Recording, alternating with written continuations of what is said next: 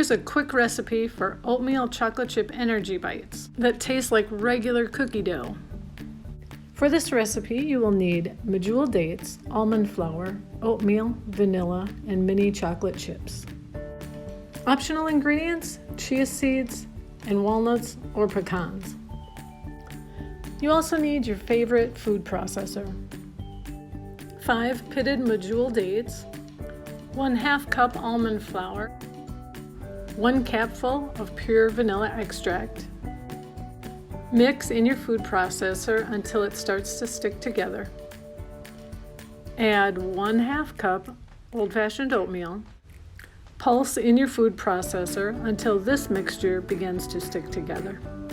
Mix in whatever amount of miniature chocolate chips you'd like and whatever brand you like. You may also add chopped pecans or walnuts and/or chia seeds. Form them into bite-sized balls.